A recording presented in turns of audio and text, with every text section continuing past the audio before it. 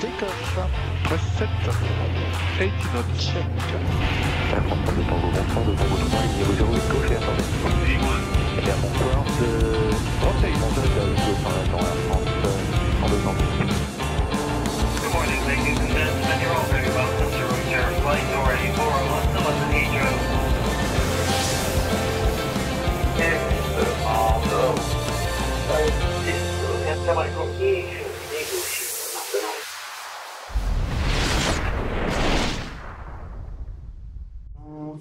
Eh bien, bonsoir à toutes et à tous, bienvenue, c'est ici dans la zone aéro. J'espère que vous allez bien, que vous avez passé une bonne semaine en ce mercredi soir.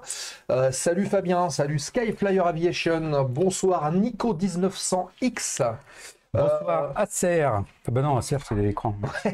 Bonsoir 0K, bonsoir Darkfire on YouTube, je suppose. Première fois dans le chat. Bonsoir Kobial qui vient de nous rejoindre. On salue également Bruno Univers Simu qui vient d'arriver, nouveau follower de la chaîne, qui a activé le petit réacteur qui est ici. Quand il y a un nouveau follow, ben ça se déclenche. Et quand il y a un seul, ça se déclenche là-bas. Voilà, on va en reparler dans un instant. Salut Jordan. Et comme ça j'ai un rhume. Ouais. Voilà. Parce qu'il fait froid les gars. Hein. Il fait un petit peu froid, ouais. Il fait un peu frais, hein. Bonsoir à l'équipe de modération qui est aussi présente. Bonsoir Natabouille, bonsoir Julot, bonsoir Fabien, donc MMG7F, bonsoir Jordan. Ils sont tous là, c'est magnifique. Donc merci à vous. Merci aux chaînes qui nous ont fait des dédicaces. Je pense à La Cantine par exemple, je pense à Inforéa, évidemment, comme d'habitude. Il nous fait beaucoup de promos, Thomas. C'est super sympa. Et puis merci aussi à celles et ceux qui nous ont rejoints, qui ont fait des follow durant cette semaine. Je pense à Valérie Lefou, à Thibaut064, à Bestabo3, à Kobial, à Kewin57 et à Bruno Universimu il y a quelques minutes. Voilà, on a remercié un petit peu tout le monde. Ça c'est les connaissances de Seb, hein, il a un beau teint comme ça. Ouais. Non, il y en a que je connais pas, mais on apprendra à se connaître, évidemment. Je vous rappelle que si le programme vous plaît, si vous souhaitez soutenir la zone aéro, vous pouvez le faire très simplement. Il vous suffit de prendre des subs. Alors comment est-ce que ça se passe ? En dessous de votre écran, vous avez un petit bouton s'abonner pendant 30 jours. Vous pouvez le faire de deux manières. La première, vous cliquez, vous vous abonnez, ça déclenche la petite manchère qui est là-bas qui vient dans l'oreille de Nico. Donc ça lui souffle dans l'oreille ou dans le cou. Donc c'est le premier moyen. Le deuxième moyen, c'est si vous êtes abonné Prime, Amazon Prime, vous pouvez très simplement, voilà, je vous mets le lien, associer votre compte Prime sur Twitch, et puis ça vous offre un abonnement de 30 jours pour soutenir la zone aéro. Donc n'hésitez pas à le faire, c'est gratuit, et quelque part vous prenez l'argent de Jeff Bezos pour le donner à la zone aéro, et ça, franchement, c'est caritatif presque. Oui, merci Jeff. Merci Jeff, merci à lui. Et enfin, je ne connais pas, mais merci quand même. dernier petit truc, c'est que pour ceux qui ne sont pas abonnés, vous aurez des pubs. Il y a à peu près 2 minutes de pub pendant le live. Vous pouvez rester pendant les pubs, puisqu'il y a une partie qui nous est reversée. Ou si vous voulez pas de pub, vous prenez un sub. Ça vous donne le droit de ne plus avoir de pub pendant les directs, et en plus de pouvoir voir les replays pendant 14 jours gratuitement, directement sur Twitch, sans attendre les 14 jours sur YouTube. Et c'est quoi les pubs alors c'est Twitch qui les gère, c'est pas nous qui les décidons, c'est donc s'il y a des produits qui ne nous plaisent pas, comment on fait? On peut rien faire. Ou alors il faut téléphoner à Jeff. Non, c'est pas Jeff. C'est pas Jeff. Bon, que dire d'autre? Oui, concernant Push to Talk. Alors Push to Talk, vous savez, c'est la nouvelle émission de la zone aéro qui sera bimensuelle.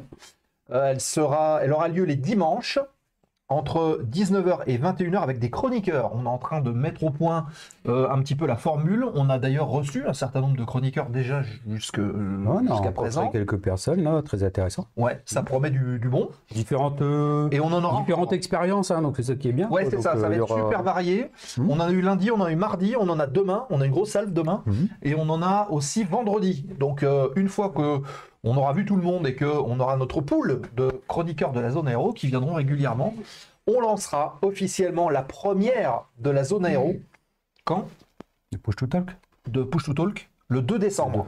Le 2 décembre, c'est samedi prochain. On vous donne rendez-vous. Retenez bien la date 2 décembre à partir de midi 14h, puisque la chaîne, vous le savez, fait partie du collectif POC Science, qui œuvre pour la vulgarisation scientifique sur Internet et notamment sur Twitch. Et nous représentons, on va dire, la branche aéro du collectif POC Science et nous aurons le plaisir d'ouvrir le stream samedi de 12h à 14h et nous aurons 2 invités. Le premier, ça sera Philippe Chiron qui est instructeur planeur avec qui nous parlerons de la portance d'un avion, donc d'un aéronef, la physique du vol quelque part, puisque le CNRS a décrété cette année que ce serait l'année de la physique et les 24 heures Vulga parleront justement de la ou les physiques. Donc on commencera par la physique du vol avec... merci pour le lien Jordan POC Science. Je crois que c'est peut-être POG, tout simplement. Il faudrait essayer. Point d'exclamation POG dans le chat. Et donc le physique d'Adrien Carambeu. Il y a ça. Attends, d'ailleurs, je vais le mettre tout de suite. Je crois que c'est ça. Ça doit être 24 heures Vulga de mémoire. Voilà, c'est peut-être ça. Faudrait regarder si c'est ça. Donc, samedi 12h, 12 à 13, Philippe, instructeur planeur pour parler de la portance d'un avion. Vous pourrez lui poser des questions. On discutera, on abordera justement cette petite notion-là. Et dans la foulée, on devrait, enfin c'est même sûr, on aura un pilote de ligne long courrier qui viendra témoigner du physique du pilote. En quoi le physique du pilote est important, en quoi la vie de pilote de ligne sur du long courrier justement impacte la santé du pilote. On en parlera avec Frédéric Delay, qui est pilote sur Boeing 777 chez Air France et qui viendra avec nous pendant 1 heure pour discuter un petit peu de tout ça.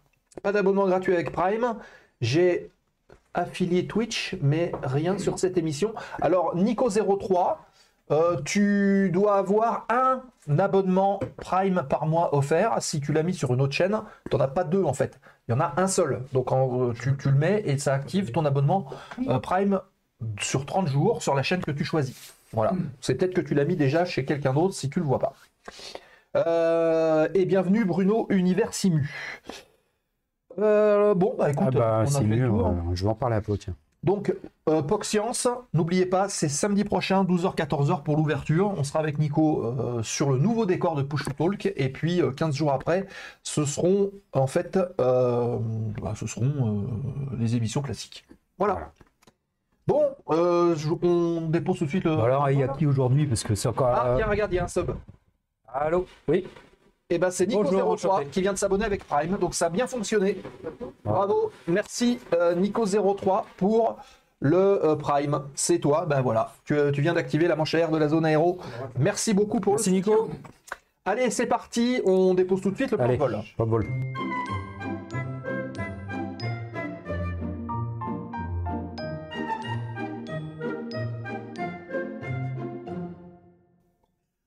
Allez, le plan de vol de l'émission, on va l'afficher. Normalement, il devra apparaître ici. Ah non, il est là. Il est de ton côté. Allez, la checklist de ce soir, actualité du terminal dans un instant. On a 5 petites brèves à vous partager, dont des conseils de lecture de Nico. Oui, alors voilà, des ailes et des pages. Des ailes et des pages, voilà, on va l'appeler comme ça, la rubrique. Puis, nous aurons le plaisir de recevoir un invité assez prestigieux, hein, puisqu'il est pilote dans l'armée de l'air et de l'espace. C'est le capitaine Cyril qui sera en direct avec nous de la base de Mont-de-Marsan, puisque ce soir il est de police du ciel. Et c'est tout indiqué pour lui poser des questions sur son parcours. On reviendra avec lui sur ses motivations pour être pilote. Il a été dans la patrouille de France, je crois. Il a été dans la patrouille de France, il a tenu notamment le rôle de numéro 9. On parlera un petit peu avec lui de ce rôle de remplaçant, qui est un rôle un peu particulier dans la patrouille. Donc avec Cyril, on parlera de son avion actuel, qui est le Rafale. Et puis de ses missions de police du ciel. Ah, le Rafale, ouais, c'est un bel avion, ça. Hein, ouais. Et vous verrez, en plus, il sera en tenue. Vous verrez qu'on ne vous ment pas. Ah, oui, c'est vrai, on a vu tout à l'heure avec... Voilà. Et en fin d'émission, donc là, on sera avec Cyril pendant à peu près une petite heure, un petit peu moins. Et on se retrouvera après en fin d'émission pour les 5 dernières minutes. Si vous avez des questions sur le Rafale, hein, bien sûr, par rapport à tout ce qui est secret défense, on ne vous dira pas. Mais... C'est ça. Enfin, nous, on ne vous dira pas parce qu'on connaît. Mais lui non plus. Donc ce sera la séquence remise de gaz, fort aux questions, comme d'habitude dans la zone. Vous commencez de connaître le concept. Si vous avez des questions à poser, n'hésitez pas à le faire pendant toute l'émission dans le chat. On les met de côté et on les ressort au fur et à mesure de notre échange avec Cyril. Si on a qui sont abordés déjà, on les enlève. Et voilà. Mais en tout cas, cette émission est aussi la vôtre. Donc n'hésitez pas à poser vos questions. Nos invités, en règle générale, répondent à tout. Donc profitez-en et n'hésitez pas. Il n'y a pas de questions bêtes en fait. Non, il y a que des gens bêtes qui posent des questions. qui ne pose pas de questions. Voilà. Allez, on attaque tout de suite la séquence actualité du terminal de ce soir.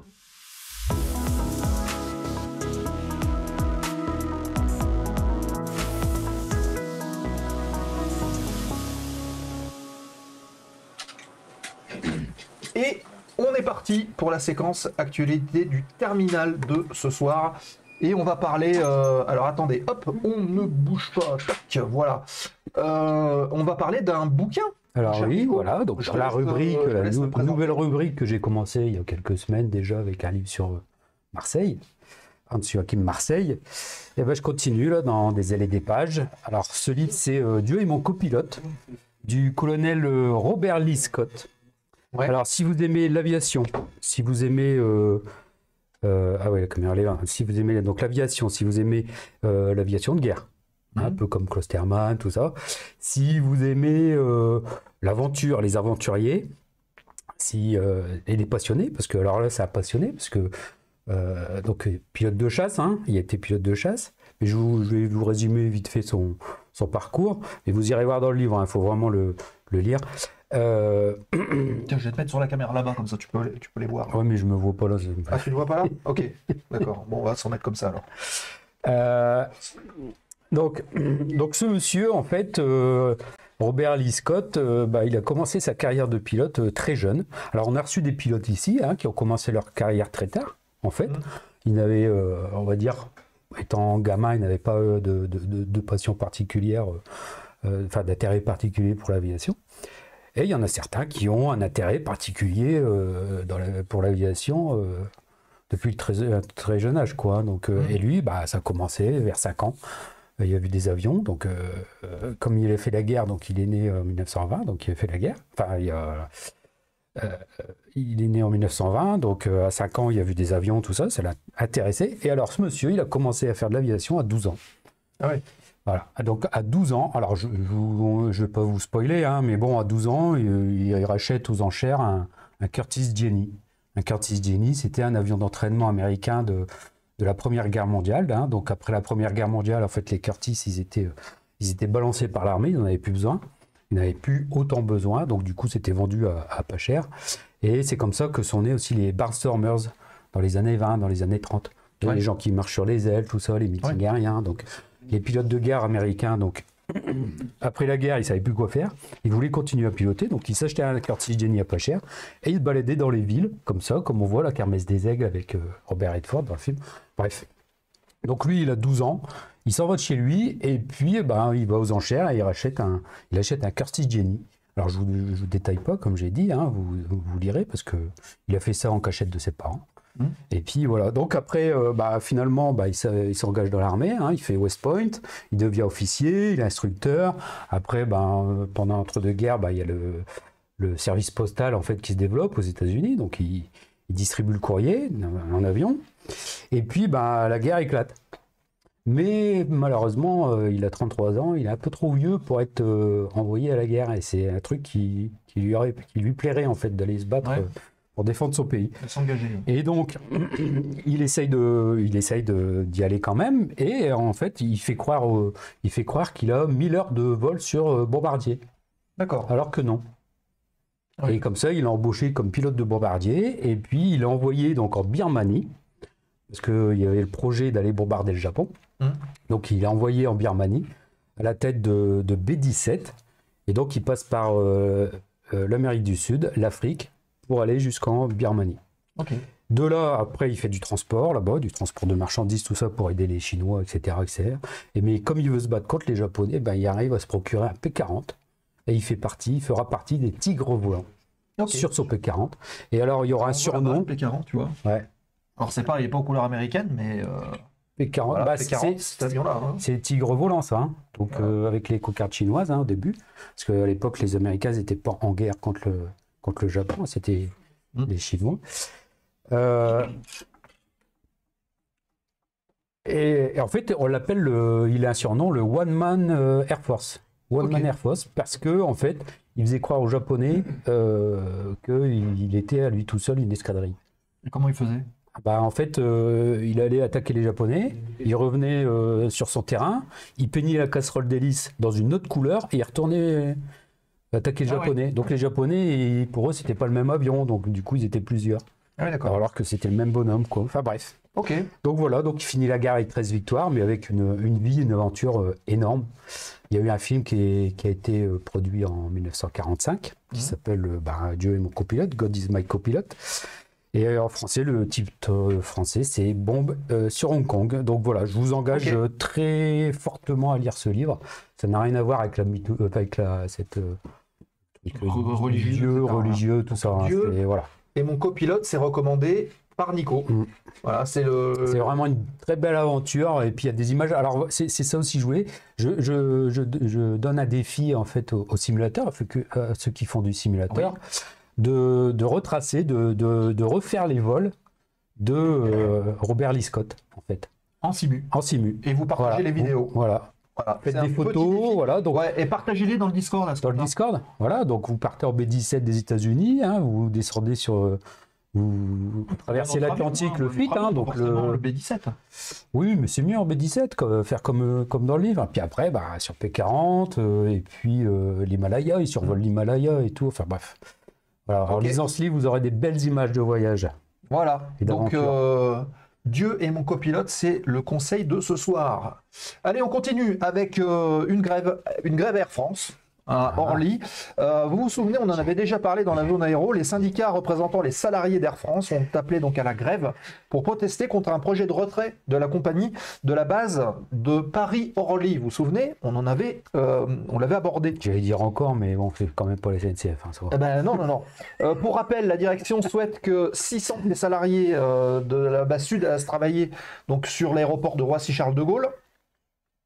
Et en fait, les salariés sont un peu vent debout contre tout ça parce qu'ils se retrouvent mutés d'un aéroport à l'autre et des fois ça peut impacter la vie privée. Oui. Donc le projet d'Air France met fin, on le rappelle, à tous les vols au départ de l'aéroport de Paris-Orly, sauf la Corse puisqu'ils ont une délégation de service public là-bas, et supprime aussi les vols intérieurs qui sont entre Paris, Orly et Nice, Toulouse et aussi Marseille. Et il y a une partie du réseau qui va être repris par Transavia, la low cost d'Air France.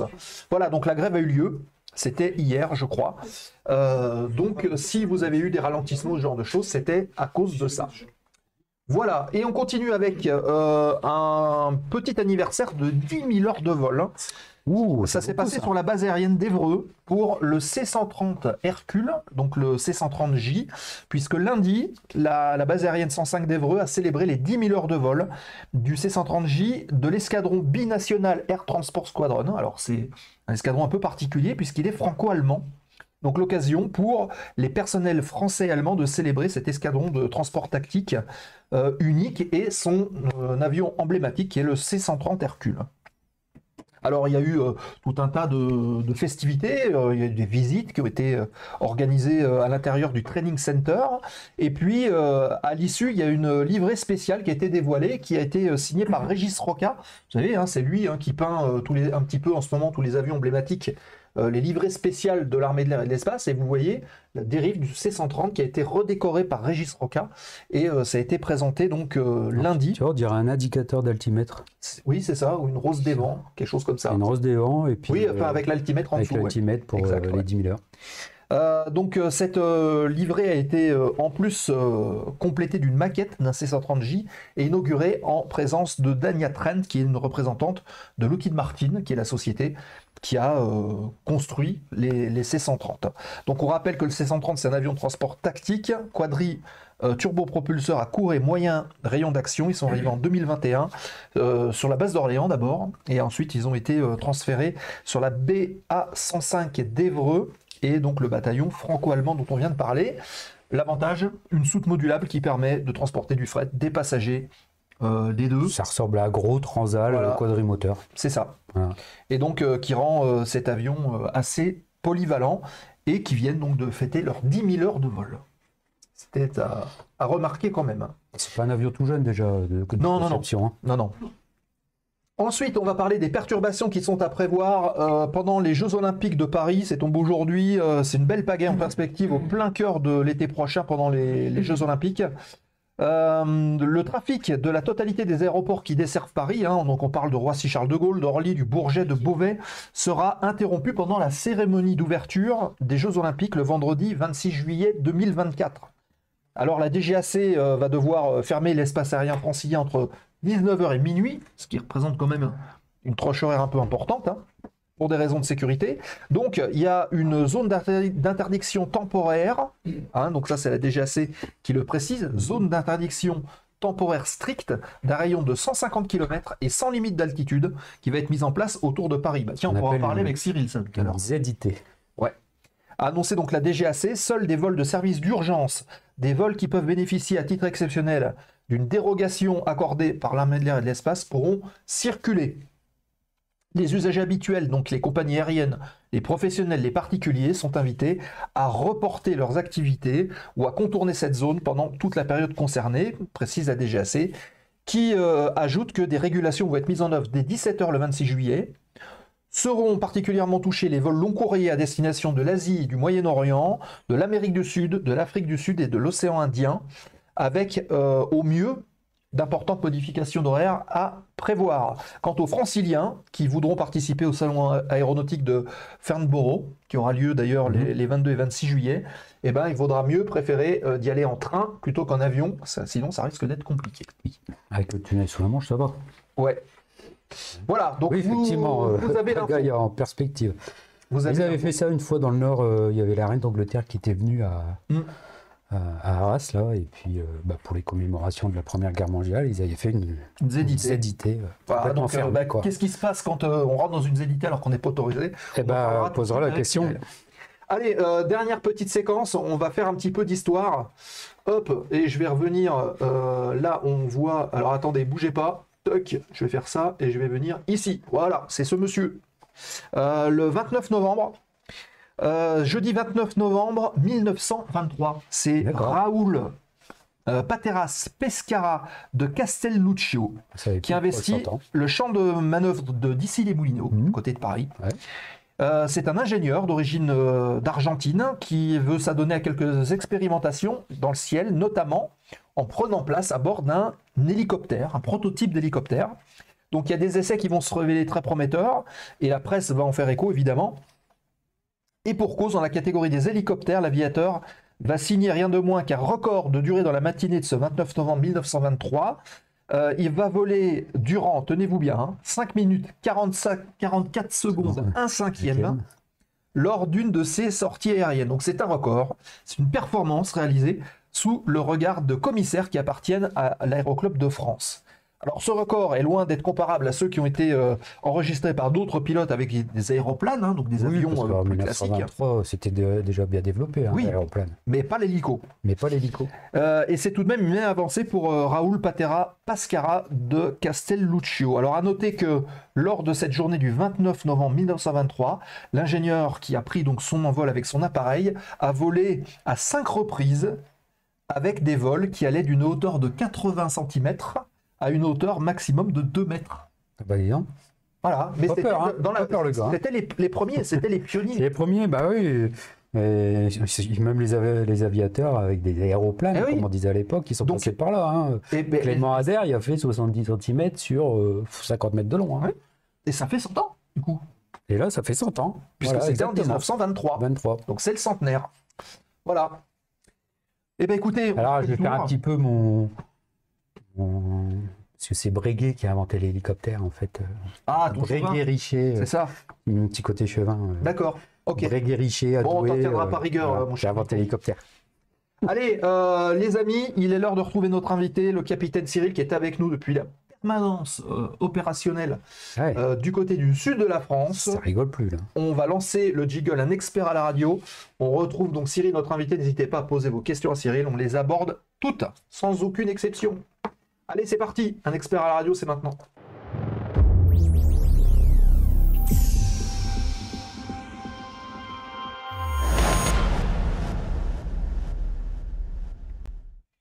Et il est avec nous, il doit nous entendre. Bonsoir Cyril. Ah, là, on l'entend pas. Bon. Bon, pas de souci, on va régler ce petit problème. Bon, il est là déjà, donc n'hésitez pas à poser vos questions à Cyril. Ah ouais, alors attendez, hop, voilà. Ouais, c'est bon, on l'entend. Ça marche. Ça marche. Ça y est, salut Cyril. Salut. Exact. Bonsoir Cyril, bienvenue dans la zone aéro, merci de ta participation. Merci à vous. Eh bien, il y a le chat qui te salue déjà, il y a les modérateurs qui te saluent. Je ne sais pas si tu les vois, mais nous on les voit en tout cas. Donc le principe, c'est que le chat aussi pose des questions, en plus de nous. On va mettre ces questions de côté et on pourra aborder ces questions durant l'émission. Et évidemment, on ne va pas déroger à la tradition. On va commencer par la petite minute de présentation. Donc pendant 1 minute, on va dérouler un petit compteur et tu vas pouvoir nous parler de toi, de ton parcours, de ce que tu fais aujourd'hui en 1 minute et après on revient dessus.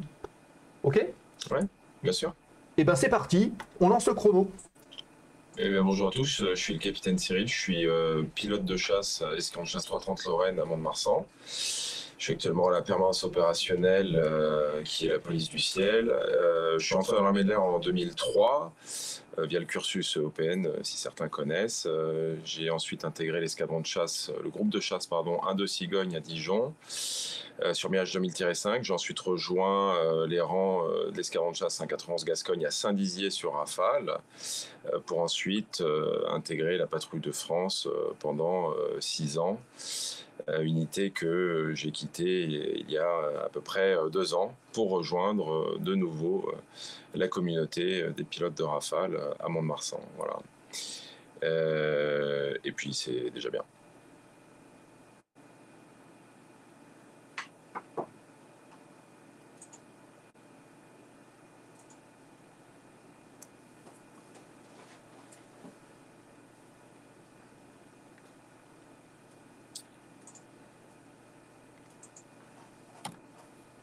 Oui, tout à fait. En fait, c'est vrai qu'on avait discuté de ce rendez-vous, de cette interview, et à l'époque, le planning n'était pas encore tout à fait fixé. Et entre-temps, effectivement, il fallait armer un plot de police du ciel. Et voilà, donc c'est tombé cette semaine. C'est en gros ce qui... Vous connaissez peut-être un petit peu, mais la France est quadrillée par les avions de chasse avec 4 plots répartis en France, de telle sorte à quadriller les 4 quarts de la France, avec 2 avions de chasse prêts à décoller en permanence, et ce, de manière très rapide, pour réaliser des missions de police du ciel. Ça peut être de l'assistance, ça peut être des choses un petit peu plus complexes, avec des avions qui sont plus ou moins hostiles, ce genre de choses. Bref, on est prêt à décoller en tout temps, dès que le besoin s'en fait sentir. Voilà. D'accord. Et voilà, donc j'y suis pour la semaine, et c'est des choses qu'on fait de manière assez régulière. Donc on peut dire que là, si tu disparais de l'écran, c'est qu'il se passe quelque chose, quoi. Oui, alors on est 2 pilotes. Il y en a un qui est prêt, équipé et prêt à partir, à sauter dans l'avion. C'est mon collègue. Et moi, je suis un petit peu en retrait. Il faut que je reste quand même disponible au cas où lui il parte. Et dans ce cas-là, si lui il part, il faut que moi je m'équipe pour être prêt à partir aussi. Mais voilà, disons que si ça sonne, effectivement, je vais devoir vous quitter quelques minutes. C'est rassurant tout ça, d'avoir une police dans le ciel comme ça, c'est jamais. C'est vrai. Justement, là, on parlait avec la ZIT. Il y aura une ZIT au-dessus de Paris, donc qu'est-ce qui se passe en fait quand un avion arrive dans une ZIT en fait? C'est là où tu interviens en fait. Oui, alors effectivement, moi j'ai appris ça comme vous par les infos, donc j'ai pas d'infos supplémentaires. Mais en fait, ça va se résumer à une chose, c'est qu'on va faire ce que l'on fait d'habitude, c'est assurer une mission de supériorité aérienne, c'est-à-dire le contrôle de l'espace aérien français. Voilà, notre rôle, effectivement, c'est d'assurer cette mission-là. Alors, c'est pas seulement les pilotes avec des avions de chasse. Il y a aussi des hélicoptères qui font ça pour des avions qui sont un peu plus légers. des avions qui volent très lentement et auprès desquels on ne serait pas forcément en mesure de rester à côté en avion de chasse, on risquerait de décrocher. Voilà. Et puis derrière, il y a toute une chaîne de gens qui travaillent de manière complètement acharnée et surtout dans la permanence pour pouvoir réaliser cette mission. Ça va effectivement du pilote qui est le dernier maillon de la chaîne, mais en passant par les mécaniciens, les contrôleurs aériens, les pompiers qui arment la base aérienne pour que les avions puissent décoller, et puis les personnes qui sont au Centre national des opérations aériennes qui se trouve à Lyon, qui eux ont un œil sur tout ce qui se passe dans le ciel français en permanence H24 et tout au long de l'année. Voilà. Donc c'est une chaîne qui est assez importante et qui a pour but d'être véloce et réactive. D'accord. Okay. Donc là, si un avion pénètre une ZIT, l'avion intervient, fait une interception, c'est ça? Et se met à côté de l'avion. Enfin, si les vitesses sont compatibles, comme tu disais, ça peut être difficile, ou l'hélicoptère. Et il y a des gestes particuliers, là, je reviens, parce que c'est ce qu'on apprenait, nous, à nos élèves, c'est de reconnaître, en fait, en cas d'interception par un avion de chasse, les gestes à faire, reconnaître les gestes du pilote de chasse, en fait, pour pouvoir le suivre ou obéir à ses ordres, en fait. Ouais, voilà. Alors, cette affaire de supériorité aérienne, de contrôle de l'air, ça commence toujours, mais ça c'est un principe de la défense aérienne. Le premier principe de la défense aérienne, c'est de détecter. Voilà. Donc avant toute chose, il faut détecter. Donc pour ça, en France, on dispose de pas mal de moyens pour détecter, à commencer par les radars, que ce soit les radars militaires ou les radars de l'aviation civile, qui sont tous plus ou moins connectés, qui permettent à chacun de savoir ce qui se passe dans le ciel. Donc effectivement, s'il se passe quelque chose d'anormal, généralement ce qui se passe, c'est qu'il y a un contrôleur aérien, qu'il soit militaire ou civil, qui va constater qu'il y a quelque chose qui va pas, un avion qui répond pas à la radio, un avion qui a survolé un endroit interdit, un avion qui se comporte d'une manière assez erratique, qui un plan de vol qui n'est pas déposé, toutes ces choses-là, voilà.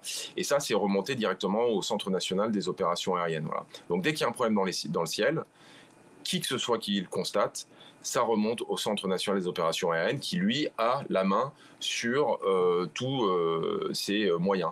Et les avions de chasse et les hélicoptères font partie de ces moyens. Mais il y a aussi une interconnexion avec la gendarmerie, les moyens de secours. Tout ça, c'est très connecté ensemble et ça permet de disposer de pas mal de moyens d'action pour pouvoir intervenir. Voilà. Donc c'est à ce niveau-là qu'il se décide, où ça se décide si tu dois intervenir ou pas, en fait. Tu dois décoller ou pas. Exactement. C'est eux qui vont décider par rapport à la gravité des faits, par rapport à la connaissance de ce qu'ils ont, de la situation du moment, et c'est eux qui vont nous mettre en l'air ou pas. Voilà. Donc concrètement, eux, quand ils décident qu'il faut aller voir, ou qu'il faut intervenir, il déclenche une alarme. Donc nous, ici, ça se concrétise par... c'est comme s'il y avait une alarme dans une maison qui se déclenchait, donc ça sonne assez fort. Et puis on a des petites lumières là, qui signifient un petit peu... on va dire la gravité de l'affaire, de ce sur quoi on parle. Donc ça peut être des choses qui sont pas très graves, moyennement graves ou très graves. Donc on sait, donc la première chose qu'on fait, c'est quand ça sonne, on regarde ces lumières, on met le gilet de combat, on prend son casque et on file à l'avion et là on décolle le plus vite possible. Et une fois qu'on est en l'air, eh bien on rentre en contact directement avec un contrôleur de défense aérienne qui lui va nous guider directement sur l'objectif pour pouvoir l'intercepter et voir ce qui se passe. Et après, on est connecté directement à la radio avec le contrôleur de défense aérienne. Et le contrôleur de défense aérienne, lui, pour le coup, il est en relation avec le Centre national des opérations aériennes qui va lui dire, voilà, transmettez ça au pilote, dites au pilote de faire ça. Je veux que le pilote, il regarde l'immatriculation. On va regarder l'immatriculation. On va la retransmettre au contrôleur qui, lui, va la transmettre au Centre national des opérations aériennes. Ça peut être ça peut être de prendre une photo pour avoir des preuves d'une infraction, toutes ces choses-là. Bref, tout est possible. Justement, là, prendre une photo, est-ce que le Rafale est capable d'envoyer une photo comme nous on envoie, parce que pour nous ça paraît facile, d'envoyer une photo par téléphone?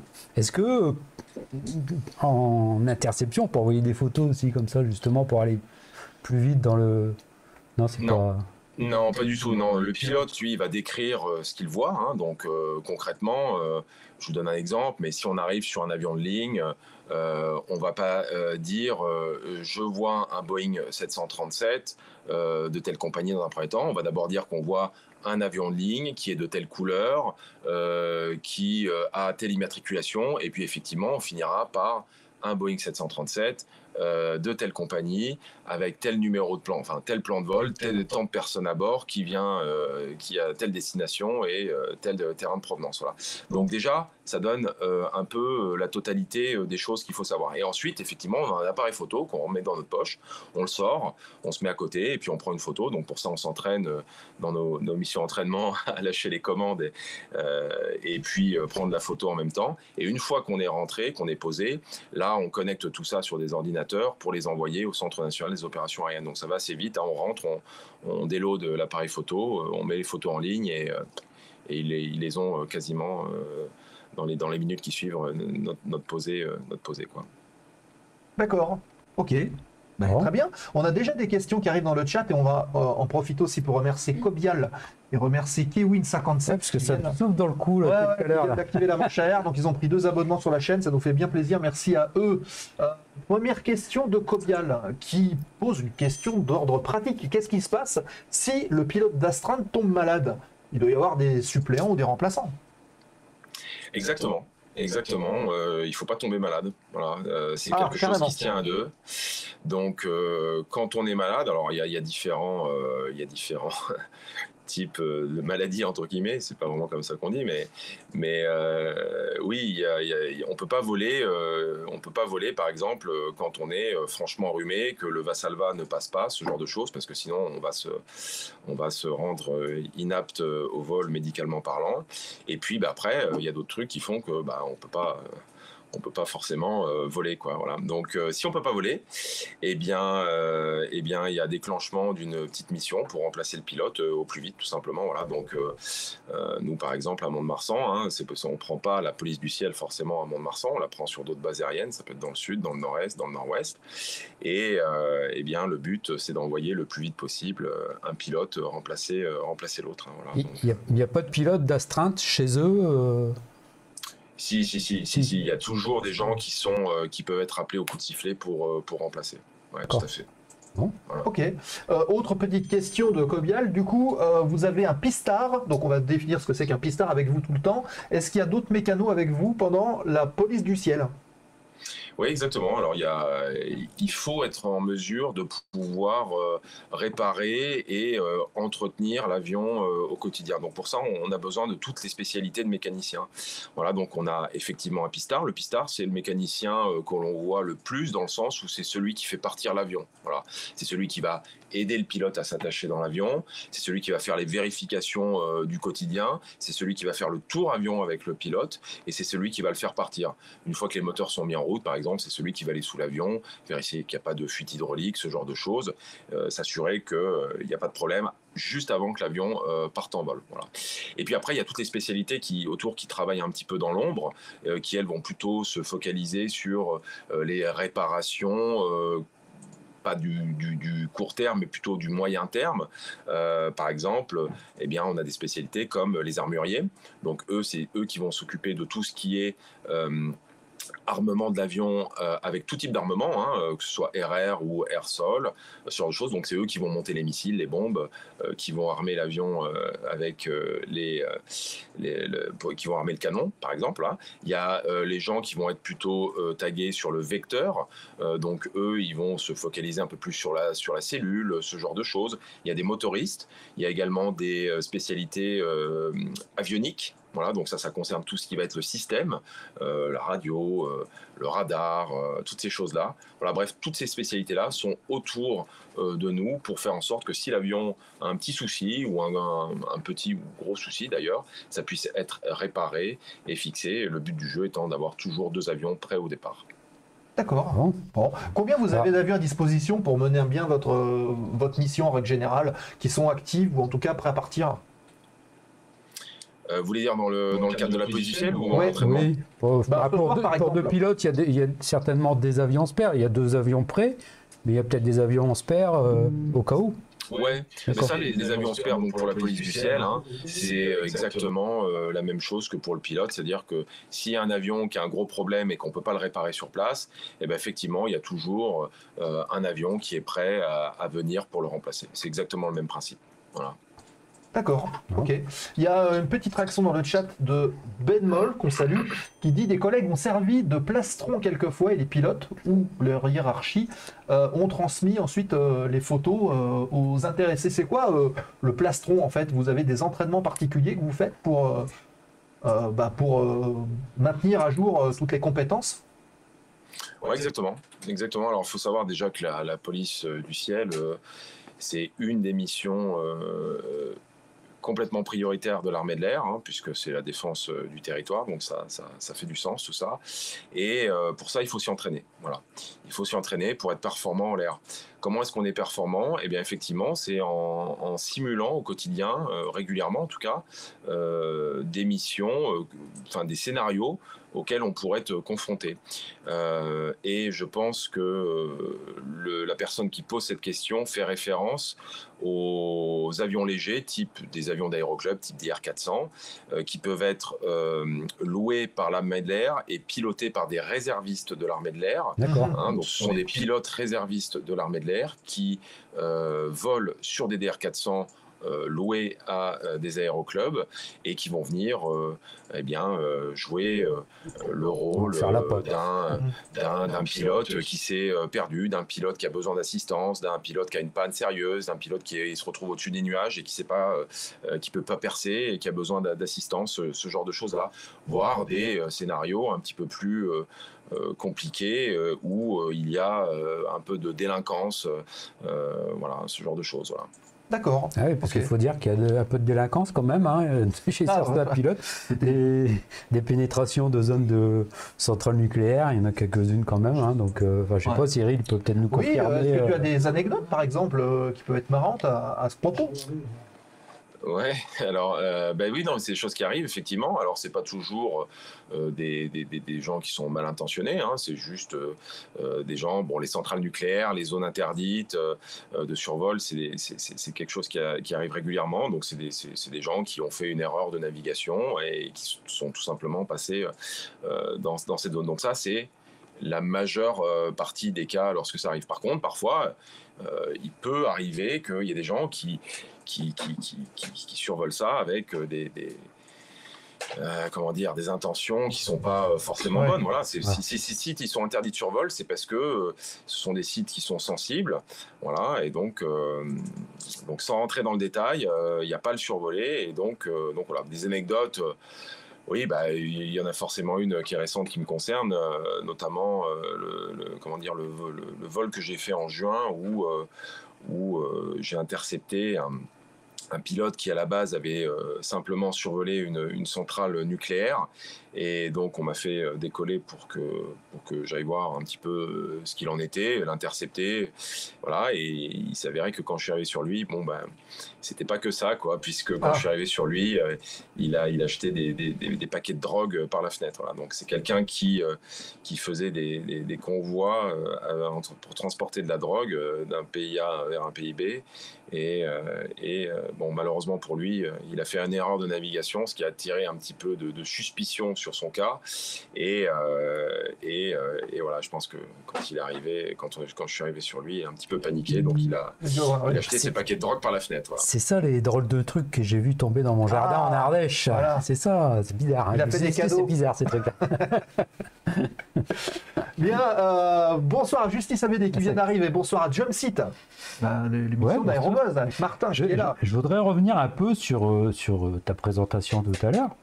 Je veux revenir un petit peu avant. Moi, c'est les questions que j'aime bien poser aux gens. Cette passion de l'aviation, parce que bon, du coup, tu es pilote de chasse, je suppose que tu es passionné, du coup. Est-ce qu'elle t'est venue parce que tu es passé devant un bureau? Parce que ça, c'est venu régulièrement un peu dans le genre de questions. Tu es passé par hasard devant un bureau de recrutement ou la camionnette de l'armée de l'air dans un meeting aérien, ou dès tout petit déjà, tu avais envie d'être pilote? Ouais, non, ça a toujours été, j'ai toujours voulu faire ça, hein. C'est quelque chose qui est apparu très très jeune. Mon père, lui, il avait bossé étant jeune dans l'aviation, et c'est quelque chose qu'il a toujours tenu à. C'est quelque chose, voilà, il a toujours partagé ça avec moi. Donc rapidement, on m'a parlé d'avion. Ça a éveillé mon intérêt, et je dis pas ça parce que j'ai fait la patrouille de France, mais un jour, étant jeune, j'ai eu la chance de voir la patrouille de France lors d'un meeting aérien, et de suite ça m'a convaincu sur le fait que ce que je voulais faire, c'était piloter un avion de chasse plus grand. Voilà. Donc rapidement, je me suis tourné vers les aéroclubs, et j'ai commencé à piloter à l'âge de 14-15 ans pour passer mon brevet de base et mon brevet de pilote privé, et puis faire un petit peu de voltige derrière, et ensuite rentrer rapidement dans l'armée à l'âge de 20 ans. D'accord, donc c'est le cursus EOPN, donc les officiers sous contrat. Exactement. D'accord. Est-ce que tu peux nous parler un petit peu de ta formation? Comment est-ce que tu as vécu cette formation? Parce que c'est quand même quelque chose d'assez sélectif. Il faut rentrer dans le moule, il y a assez peu de missions, ça va vite. Comment est-ce que tu l'as vécu? Eh bien, je l'ai très bien vécu. Si c'était à refaire, et d'ailleurs si je pouvais le refaire, je le referais avec grand plaisir. Non, c'est vraiment quelque chose d'exceptionnel. C'est quelque chose qui est dur. Voilà. Et c'est ce qui fait que c'est exceptionnel. Voilà. Alors souvent, on se dit, tiens, c'est dur, j'ai pas forcément envie d'échouer, ce genre de choses. Et bien moi, je pense l'inverse. Je pense que c'est justement les choses qui sont un petit peu délicates, qui sont challenging, et bien qui rendent heureux. Voilà. Alors oui, je mentirais en disant que ce n'est pas un métier qui est accessible à tout le monde. Je pense que c'est accessible à tout le monde, mais à certaines conditions, à la condition de vouloir travailler, d'être passionné, d'être motivé, de rien lâcher, de toujours se remettre en question. Voilà, ça c'est des petites valeurs qui sont quand même immanquables dans notre métier.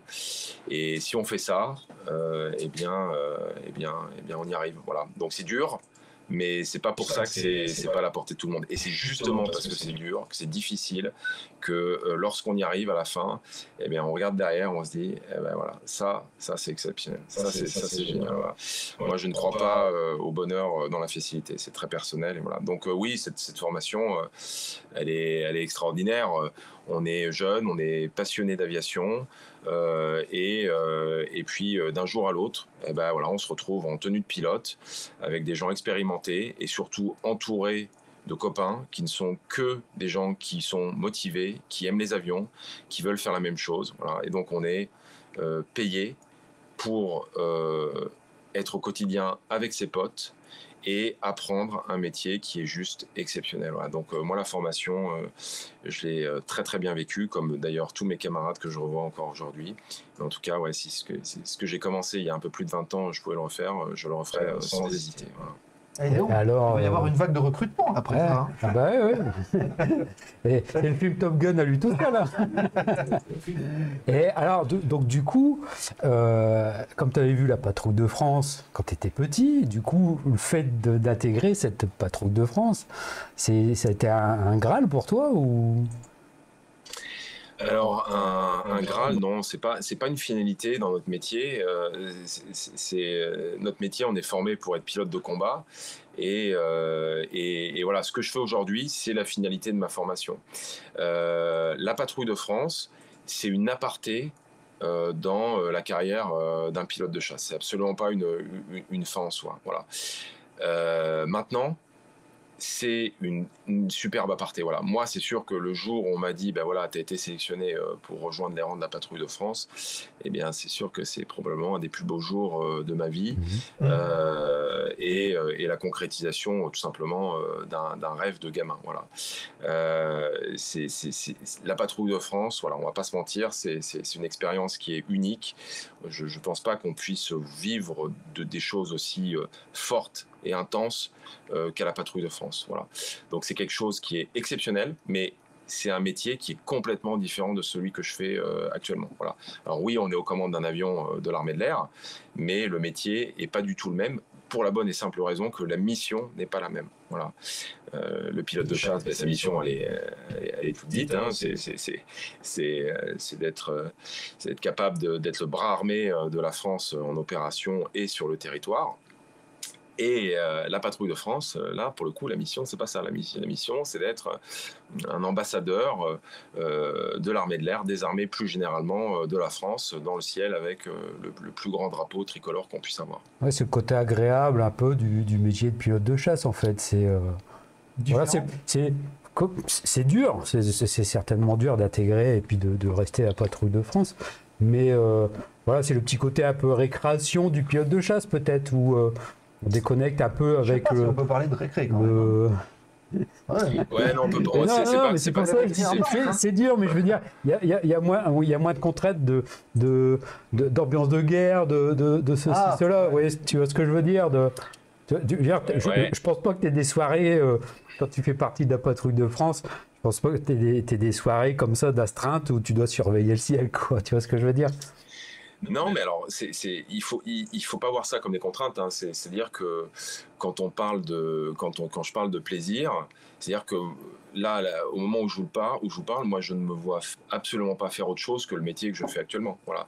Le plaisir, il est permanent dans ce qu'on fait.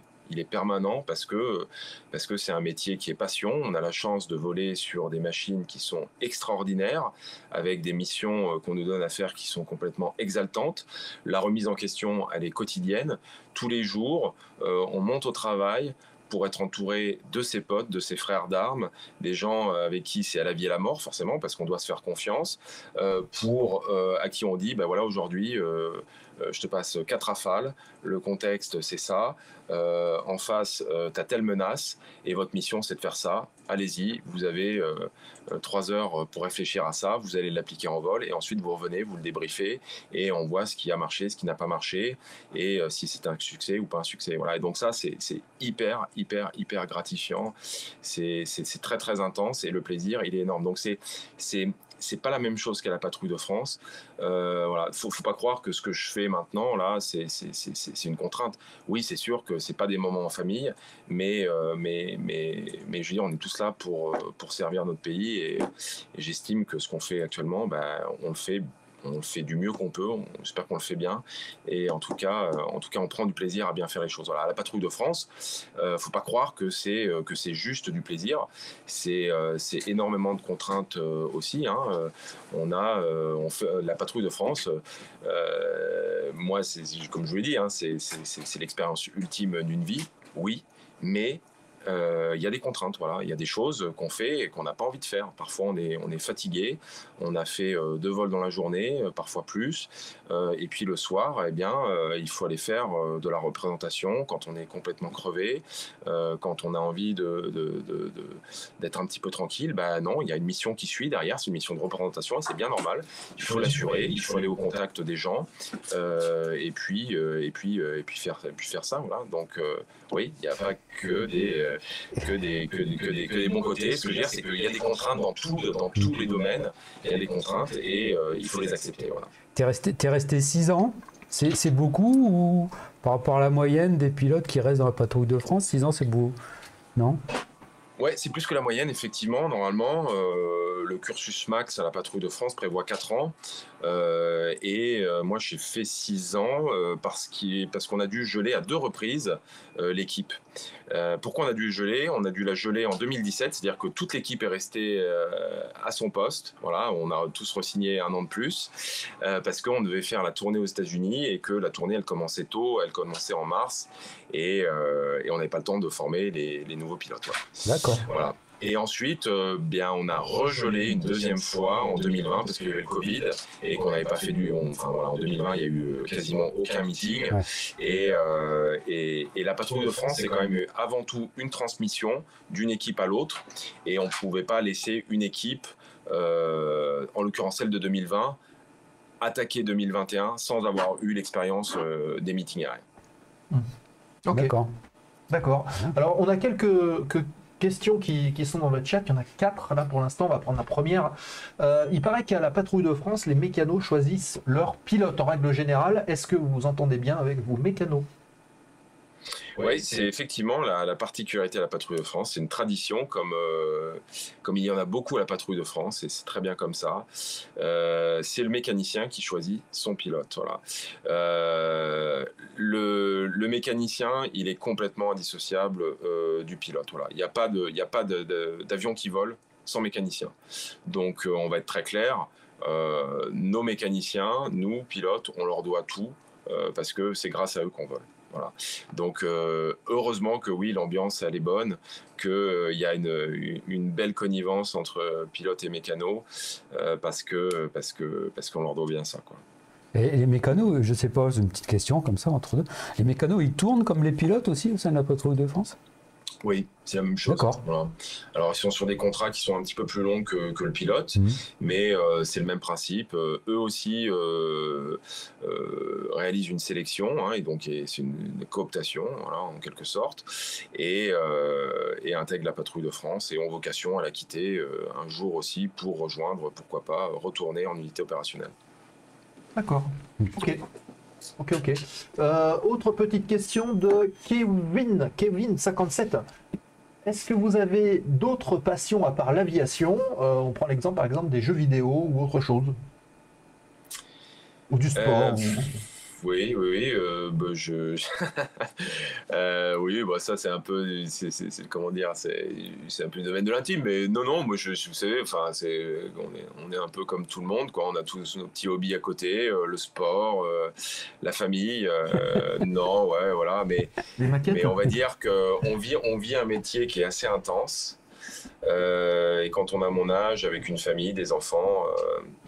Le temps qui nous reste, on le consacre beaucoup à la famille. Voilà, hein, on va pas se mentir, c'est un métier exaltant, mais oui, on est assez souvent parti. C'est ce qui fait le charme du métier aussi. C'est l'aventure en permanence, et on part parfois à l'étranger, un peu à droite à gauche, à l'autre bout du monde, et voilà. Et donc le temps qui nous reste un petit peu, moi personnellement, j'aime bien le consacrer à ma famille. Voilà. Ok. Bon, j'espère que Kevin57, ça répond à la question. Finalement, c'est un pilote de chasse, mais c'est un homme normal. Ah oui. Oui. Y a quelqu'un qui dit, on a vu rentrer quelqu'un dans la pièce, est-ce que c'était un pilote? Oui, c'est mon collègue qui, lui, est en alerte directe. Voilà, si ça sonne, c'est lui qui parle. Ok, voilà. Donc on en a parlé tout à l'heure. Alors, avant de revenir un petit peu sur la Patrouille de France, il y a Eulfred qui pose cette question. Comment est-ce qu'on se prépare à l'après? Est-ce que tu as déjà une idée de ce que tu vas faire quand tu vas finir? Parce qu'on parlait de contrat tout à l'heure. À la fin du contrat, est-ce que tu as déjà une idée? Est-ce que tu vas continuer de voler déjà? Si oui, qu'est-ce qui pourrait t'intéresser? Alors oui, il y a ça qui est aussi super dans ce métier. C'est que le recrutement sous contrat fait qu'on a une carrière relativement courte, hein, c'est de l'ordre d'une vingtaine d'années, plus ou moins quelques années dans l'armée. Et après, ça permet de se reconvertir. Alors, on peut se reconvertir, en fait, en vrai, dans tout ce que l'on veut. Voilà, tout est possible. C'est-à-dire que moi, quand je quitte l'armée, si j'ai envie de faire un métier qui n'a rien à voir avec l'aviation, je peux tout à fait le faire. Bon, la plupart d'entre nous rebondissent quand même sur un métier dans l'aviation parce qu'on est tous passionnés d'avion et que là. Donc en général, les gens ont les opportunités suivantes, c'est pilote de ligne dans une compagnie aérienne, pilote à la sécurité civile, ou encore pilote d'aviation d'affaires, je ne sais pas. Bon, il y a différentes choses à faire. Donc ça, on va dire que c'est la voie qui est la plus, la plus adoptée, hein, voilà. Mais voilà, si on veut changer de métier, si on veut se relancer dans une formation, repartir à l'école, faire autre chose, c'est tout à fait possible. Et il y a pas mal de gens qui le font. Voilà. Moi, en ce qui me concerne, j'ai pas encore tranché. Il me reste encore, j'ai re-signé parce que j'aime bien ce que je fais, donc j'ai re-signé un petit peu, et puis on verra en temps voulu. Voilà, on verra en temps voulu. J'ai pas trop envie d'y penser pour l'instant parce que chaque chose en son temps, et l'essentiel, c'est de profiter de l'instant présent. Il faut profiter du Rafale. Voilà, exactement. Justement, j'ai une question parce que tu disais tout à l'heure que tu avais fait du Mirage 2000-5. Donc tout ça, c'est les avions d'interception, hein, de défense aérienne, comme on dit. Le passage entre le Mirage 2000 et le Rafale, est-ce que c'est pas trop difficile? Est-ce que c'est vraiment un avion différent, le Rafale? Ouais, complètement. C'est un vrai challenge. Et c'est c'est pas que moi qui l'ai vécu comme ça, c'est tout le monde qui le vit comme ça. Sur Mirage 2000, c'est un avion qui est monomission. Voilà. Donc, quand on est sur Mirage 2000, on fait soit de la défense aérienne, soit de l'attaque au sol. Voilà. Sur Rafale, on fait toutes les missions. Voilà.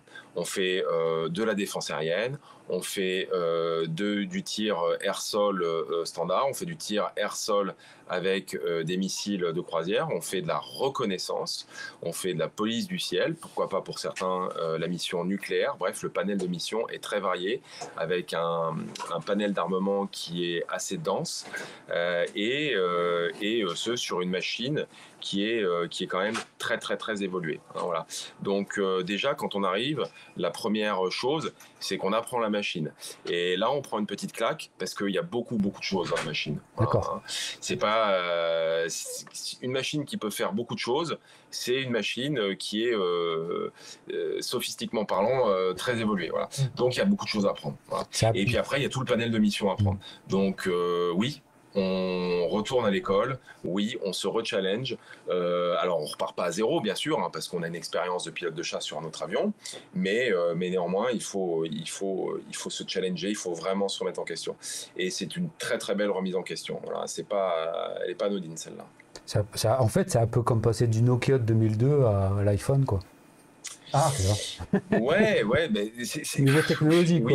Oui, il y a un peu ça, mais il y a surtout cet aspect multimission, voilà, qu'il faut maîtriser, quoi.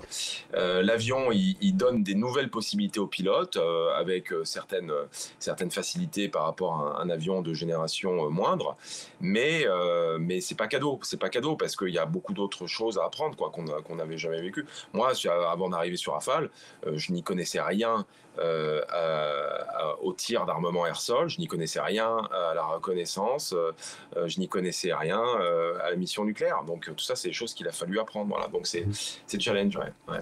Là, ça me rappelle un peu ce que je suis en train de dire là, sur le livre de Pierre Klosterman où il est sur Spitfire. Et en fait, il part en entraînement justement pour faire de l'attaque air-sol, en fait, sur Spitfire, parce qu'ils ont appris à faire que de la chasse. Et là, il part aussi, donc là, c'est pareil, c'est sur le Rafale, quoi. Alors, il y a une question exactement. Oui, vas-y, Cyril. Non. Ah, il y avait une question de Cobial qui demande, pour les missions du Rafale, est-ce que c'est vrai qu'il n'y a que Saint-Dizier qui font la mission nucléaire? Alors oui, c'est vrai. C'est vrai que les avions qui emportent l'arme nucléaire sont basés à Saint-Dizier. Ok, très bien. Question, alors on revient sur la patrouille de France, question de Maxi 1530. J'aurais une question, combien de meetings hors du territoire français par année à la patrouille de France en moyenne? Pas qu'en France, ouais. Alors ça, c'est extrêmement variable d'une année à l'autre. Il n'y a pas de... J'aimerais dire qu'il y a une vérité, mais je pense que si vous en parlez à certains anciens, ils auront vécu des choses différentes de moi. Vous voyez, par exemple, en 2017, on a fait une tournée aux États-Unis. Bon, voilà, voilà. Il y a des années où on va faire un salon à Dubaï, et puis au passage, on s'arrête à des endroits pour faire une représentation. Et puis il y a d'autres, bon, ben voilà, il n'y en a pas beaucoup. Et franchement, il n'y a pas de règle. Voilà, je suis désolé, mais il n'y a pas de règle. Mais on va dire que allez, peut-être qu'une tendance qui se dégage, je sais pas, moi, c'est peut-être... dans les années que j'ai vécues, en tout cas, c'est peut-être quelque chose comme 5 dates à l'étranger, voilà, en Europe proche. Et je reviens donc sur les États-Unis, donc comme tu as participé donc à cette expédition aux États-Unis là pour montrer la patrouille de France. Donc je suppose que tu as dû voler, je sais pas, mais avec les Thunderbirds ou les Blue Angels, est-ce que tu as pu échanger aussi avec eux et apporte-nous un peu la différence que tu as trouvée entre eux et nous en fait. Enfin quand je dis nous, c'est toi quoi, la patrouille de France. Ouais. Ouais, clairement, alors moi, c'est le point qui m'a le plus marqué et qui m'a le plus marqué sur la tournée. Voilà, c'est ce que j'ai le plus apprécié, même si dans la globalité, tout était génial. Mais c'est le point qui m'a le plus marqué, c'est l'échange qu'on a eu avec eux. On a effectivement pu échanger avec ces 2 patrouilles américaines. On a également échangé avec la patrouille canadienne quand on est passé par le Canada. C'est très personnel, mais c'est ce qui me plaît le plus en tout cas, parce que je trouve que échanger entre frères d'armes, c'est le top. De la même manière que quand on part en exercice avec nos Rafales, eh bien on va échanger avec des pilotes de F-35, des pilotes d'Eurofighter, que sais-je. Eh bien, moi, c'est là où je vois un peu la quintessence de notre métier, voilà. Et ouais, c'est super. Enfin, je veux dire, c'est top. Hein. Moi, j'ai eu la chance d'emmener un de mes homologues américains en vol avec moi, et donc forcément, ça crée des liens. Voilà. Et cette fraternité, je trouve que c'est ce qu'il y a de plus beau, quoi. En fait, c'est ce qu'il y a de plus.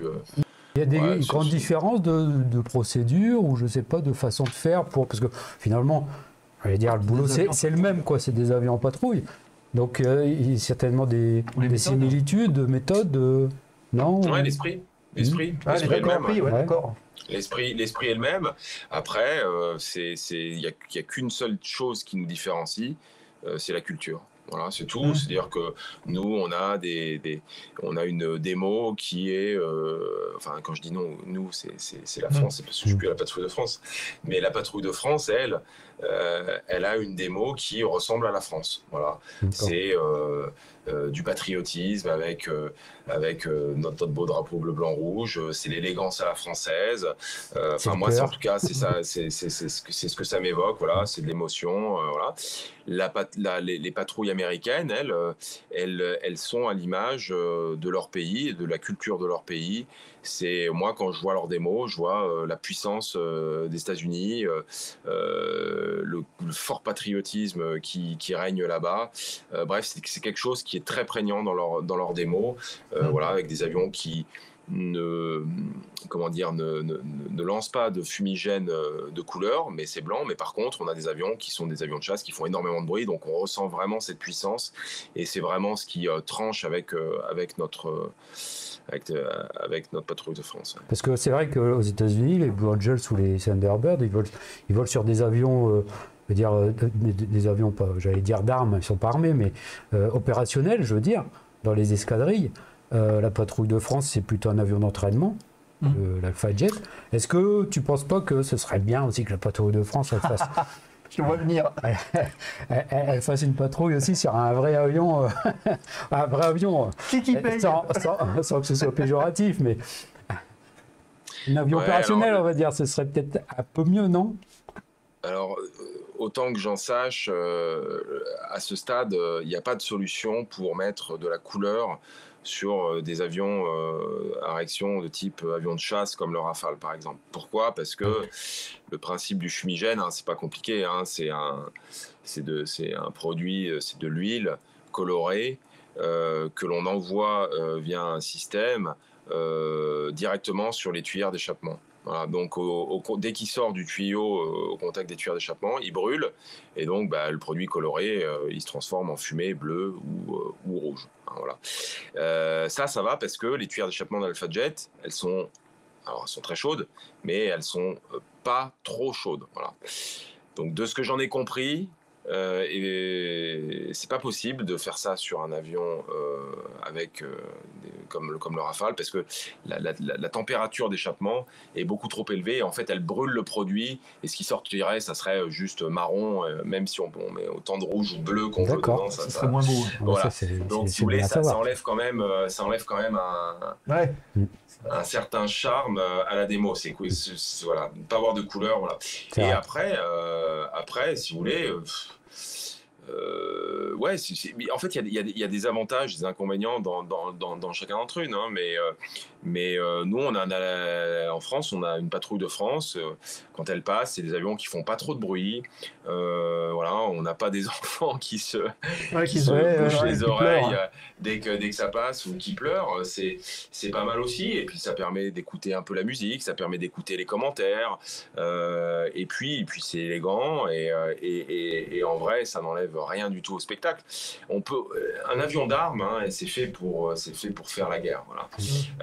Un avion comme l'Alpha Jet, ça ouvre des domaines dans la voltige, dans la manœuvrabilité que l'on n'a pas sur un Rafale. Hein, voilà. Il y a plein de choses qu'on ne pourrait pas faire avec un Rafale si on le mettait à la patrouille de France, parce que c'est moins maniable dans le sens. C'est pas que c'est moins maniable, mais c'est que c'est je sais pas comment expliquer, mais par exemple, vous voyez, l'autorité au pied, se mettre sur la tranche et tenir sur la tranche, comme on peut le voir parfois dans les démos à la patrouille de France, c'est pas forcément quelque chose qu'on peut faire avec un avion de Japon. Voilà. C'est un exemple parmi d'autres, bien évidemment. Et après, par contre, oui, on peut faire des choses hyper spectaculaires avec un Rafale parce que ça va vite, ça permet de monter super haut, et voilà. Mais après, c'est peut-être aussi le volume d'évolution qui est peut-être aussi beaucoup plus grand et ça enlèverait peut-être un peu de dynamique à la présentation. Je me souviens exactement. Voilà, c'est ça aussi. Hein.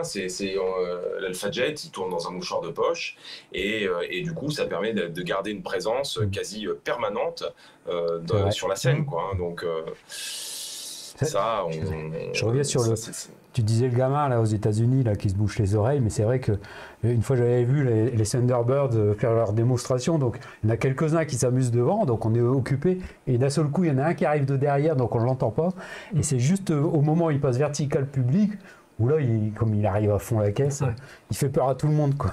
Donc c'est vrai que c'est pour montrer le côté un peu... non, c'est sûr que c'est spectaculaire, mais parce que c'est puissant, quoi. Alors, avant de parler du numéro 9, justement, on va peut-être faire un petit zoom sur le numéro 9 de remplaçant. Petite question de Ulfred qui demande, pour en revenir à la PAF, donc le rôle de remplaçant, un truc de dingue. Alors oui, on reviendra sur cette question-là, justement, juste après. Oui, c'était une petite question un peu humoristique de Kobial qui dit, est-il nécessaire d'être bien présentable, donc d'être beau pour rentrer à la patrouille de France? Alors personnellement, je n'ai pas le critère de beauté, c'est-à-dire que je ne sais pas dire ce qui est beau et pas beau chez un pilote. Non, oui, il faut être présentable, bien évidemment. C'est pour ça qu'on attache énormément d'importance lorsqu'on est pilote à la patrouille de France, à la tenue. Bref, au comportement en général. Voilà. On est ambassadeur des ailes françaises et de la France, et donc dans ce sens-là, il faut être à la hauteur, voilà, tout simplement.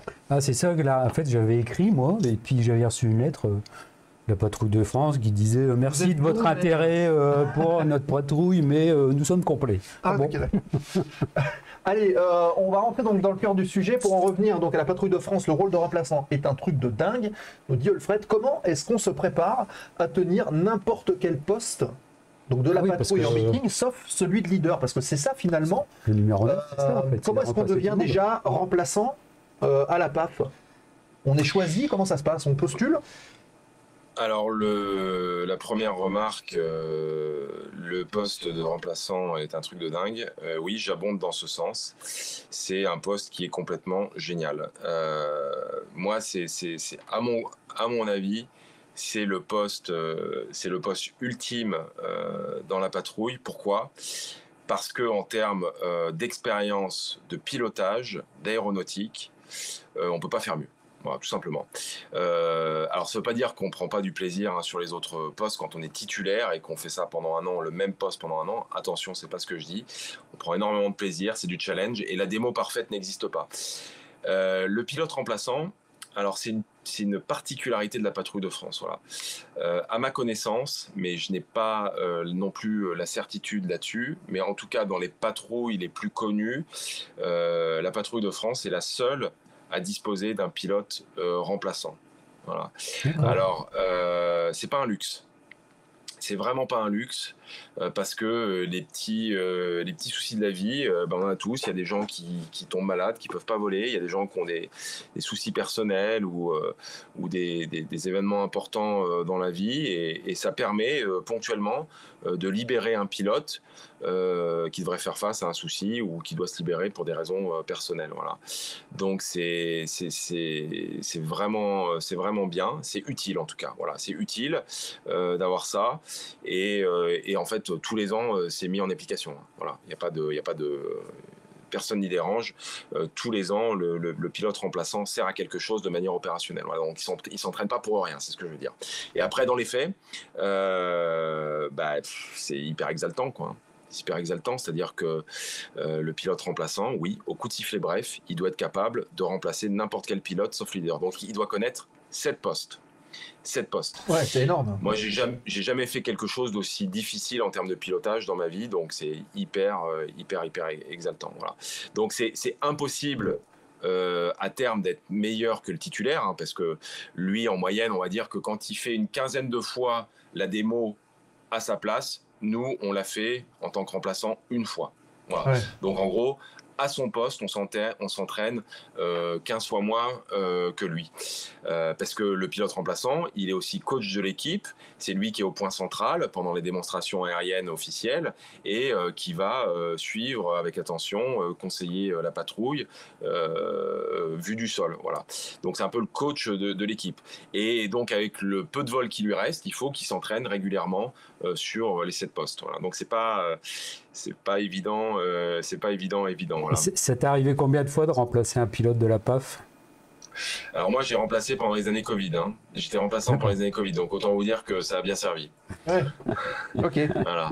D'accord. Voilà. Mais oui, c'est arrivé assez souvent. Et voilà. Et donc le remplaçant, lui, en fait, c'est pas compliqué. Il y a 3 cursus hein, à la patrouille de France.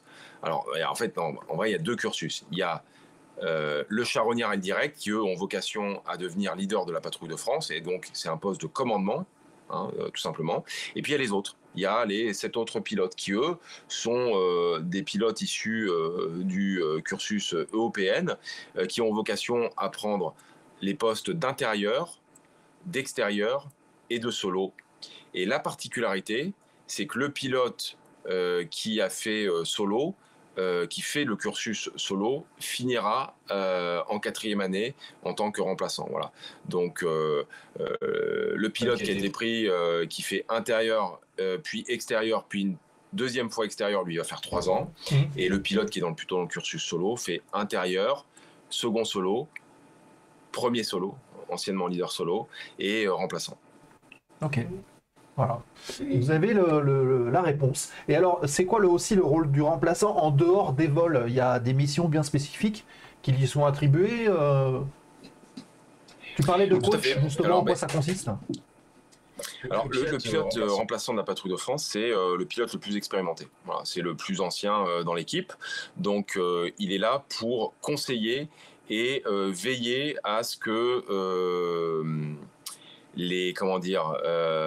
tout ce qui est intouchable à la PAF, et il y a quasiment tout qui est intouchable à la PAF, c'est-à-dire qu'il n'y a rien à révolutionner à la PAF. Bref, il est là pour veiller à ce que ce qui doit se faire à la patrouille de France reste à la patrouille de France et qu'on ne sorte pas de ce rail qui fait que l'outil il fonctionne bien. Voilà. Ouais. Donc lui, il a un rôle de conseil, vu qu'il est à la fois pilote dans la patrouille quand il va remplacer à différents postes, donc il voit beaucoup de choses, il voit beaucoup plus de choses que les autres parce que lui il fait tous les postes et parfois le pilote qui est dans l'aile gauche il voit pas ce qui se passe dans l'aile droite, mais sauf que ce qui se passe dans l'aile gauche a une influence sur l'aile droite. Voilà. Donc lui vu qu'il fait tout, il dit attendez les gars, j'ai trouvé la réponse à votre problème là, voilà, parce qu'il y a ça qui se passe là, ça a une influence sur ça et du coup ça se répercute ici. Voilà.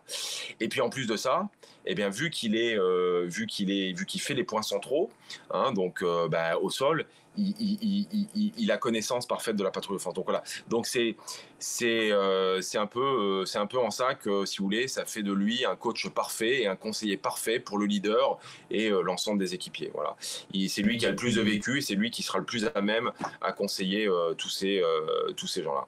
Alors, en tant que remplaçant, est-ce qu'il y a un poste plus facile que d'autres ? Oui, mais je dirais pas lequel c'est. Ah, d'accord.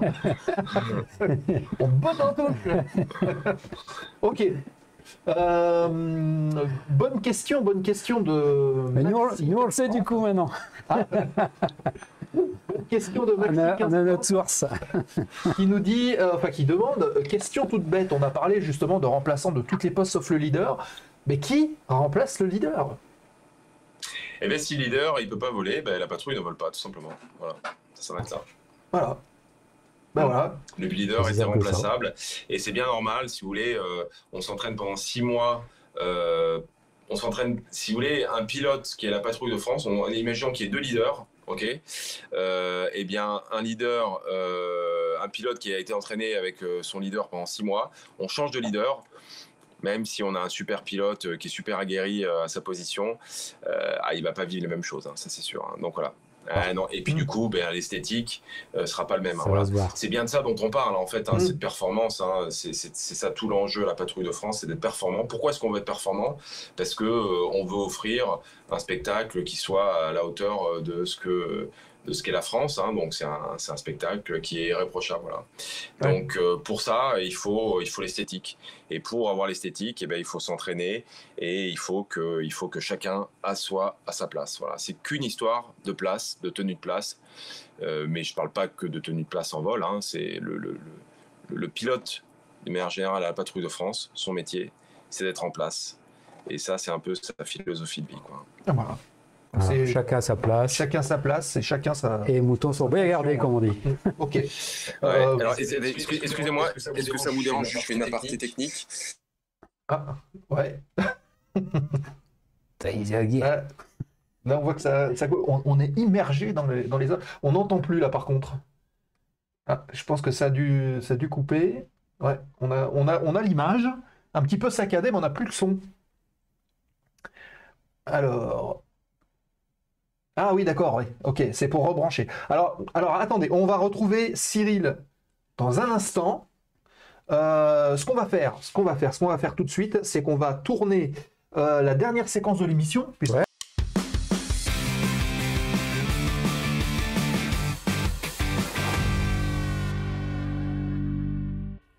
Voilà, la remise de gaz les 5 dernières minutes de la zone aéro. On va retrouver le capitaine Cyril tout de suite, qui est en train sûrement de changer de prise. Alors, le temps pour nous, avant de retrouver Cyril pour le mot de la fin, on salue aussi Martin de Jumpseat qui nous quitte. À bientôt, Martin. On va prendre les 3 dernières questions qui sont arrivées, qui sont prêtes, qu'on reposera à Cyril dans un instant. Mais juste avant, on va vous reparler du programme à venir de la zone aéro, puisqu'on va changer de mois. Alors voilà, on va faire apparaître déjà les prochains rendez-vous que vous devez retenir pour la zone aéro. Ce sera donc le 2 décembre, 12h-14h, on en a parlé tout à l'heure. Nous aurons le plaisir d'avoir 2 personnes en invité, Philippe Chiron qui est instructeur planeur et ULM, avec qui nous parlerons de portance d'un avion, c'est la physique du vol. Et puis l'autre physique, ce sera le physique du pilote, et nous en parlerons avec Frédéric Delay, qui est commandant de bord sur Boeing 777 chez Air France, et qui nous parlera justement des vols long courrier et de toutes ces choses-là. Donc retenez, c'est samedi, entre midi et 14h, et je crois que Cyril est revenu, on le retrouve dans un instant.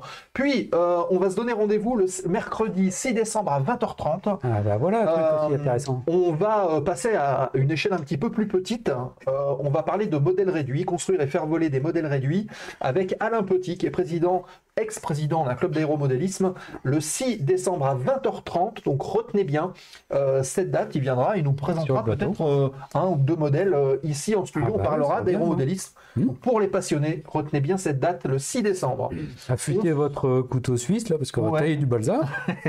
Le 23 décembre, non, le 13 décembre, 20h30, nous aurons en visio un pilote de ligne qui s'appelle Olivier Trébuc, qui a ouvert un site il y a quelques temps, site complètement bénévole, consacré à la formation. Le site s'appelle Vocation Pilote.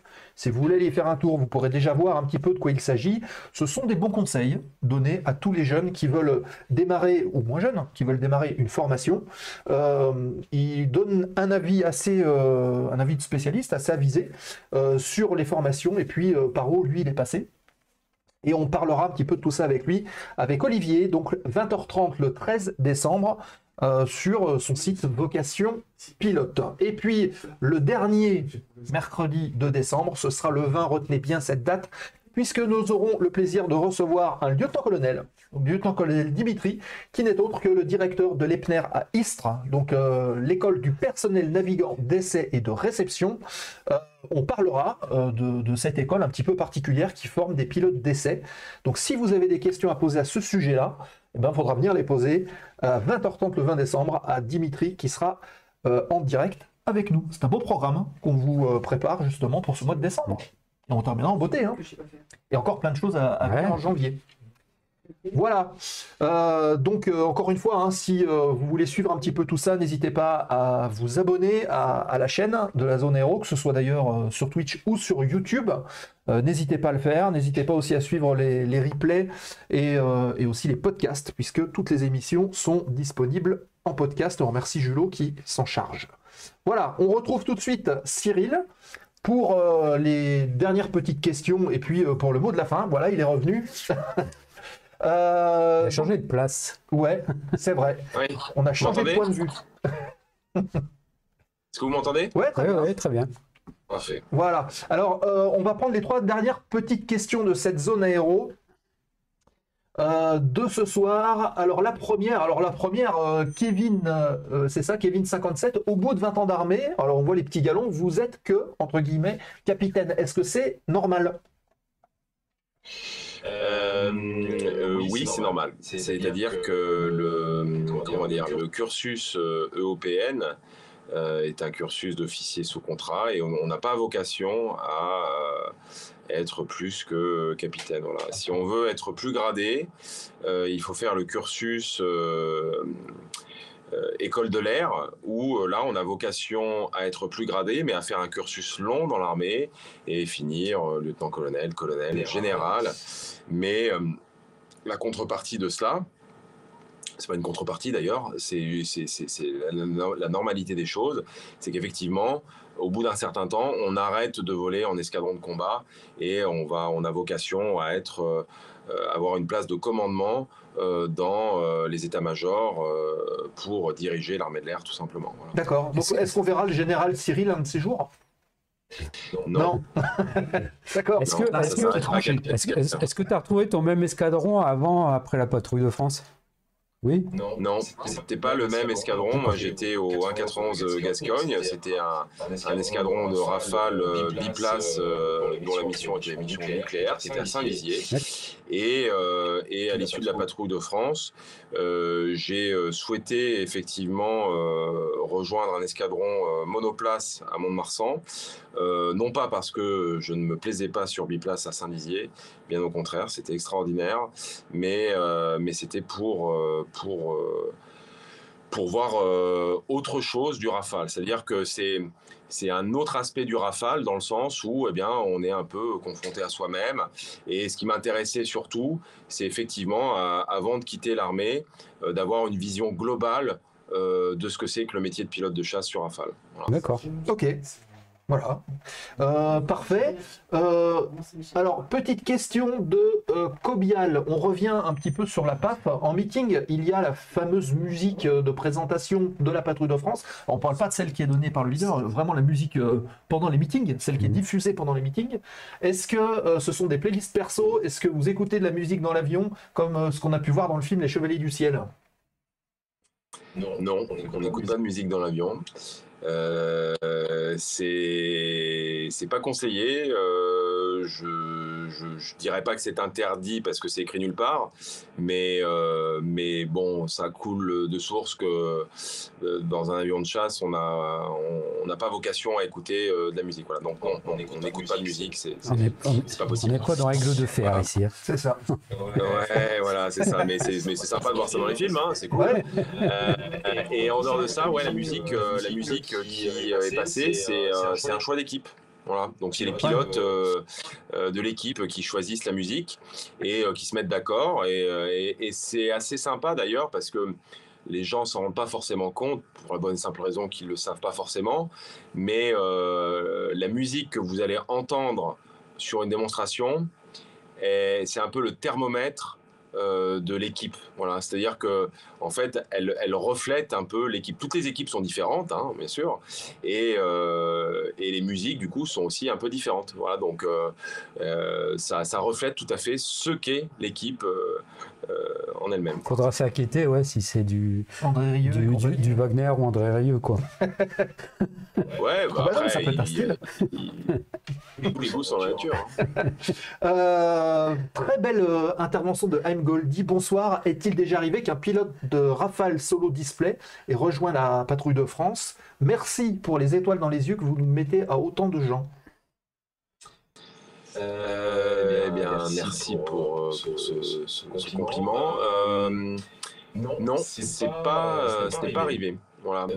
Alors, il y a déjà eu des présentateurs de Mirage 2000 qui ont rejoint les rangs de la patrouille de France. Peut-être même il y a même eu des présentateurs de Mirage F1 à l'époque de la présentation Bravo à 2 Mirage F1 qui ont rejoint les rangs de la patrouille de France, mais on n'a pas encore eu de présentateurs du Rafale qui ont rejoint les rangs de la patrouille de France. Ça arrivera peut-être un jour. D'accord, ok, très bien. Et puis en fait, dernière petite question de Cobial, qui était très actif durant cette émission.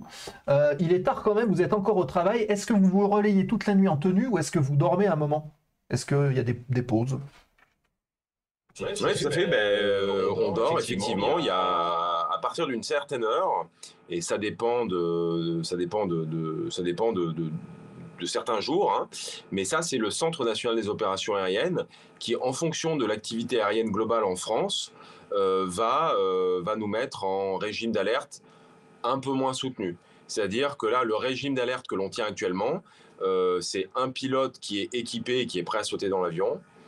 Et le régime d'alerte auquel on va être confronté d'ici, je pense, quelques heures, on va nous appeler pour dire, ben voilà, vous passez en régime d'alerte un peu moindre. Donc là, le pilote ne sera pas obligé d'être équipé. On pourra aller se coucher. Il faut juste être capable de respecter un certain délai qui est quand même assez rapide si ça sonne en pleine nuit. Donc, voilà, ça sera exactement la même chose. Hein. C'est juste que eh bien, le régime d'alerte étant un peu moins contraint, il permettra de se réveiller déjà, de se rhabiller, de se rééquiper. Et aux mécanos, eux, de se réveiller, de s'habiller, d'aller ouvrir les portes des hangarettes, et puis d'être prêt à recevoir le pilote quand il arrive à l'avion pour le faire décoller. Voilà. D'accord. Mais ça reste rapide. Hein. Ouais. Et ça revient régulièrement, les permanences comme ça? C'est plusieurs fois par semaine? Alors non, c'est pas plusieurs fois par semaine. C'est-à-dire que quand pilote comme mécanicien, on fait une semaine. Voilà, donc on arrive en équipe et on repart tous ensemble. Et il y a une relève d'équipe. D'accord. Donc voilà, on arrive un jour de la semaine et puis une semaine après, il y a une autre équipe qui arrive. Voilà. Donc généralement, il se peut qu'on en fasse. Je sais pas, moi, c'est très variable. Hein. Il y a des gens qui n'en font pas beaucoup parce que ils étaient occupés à autre chose, ils étaient en opération, en exercice, que sais-je.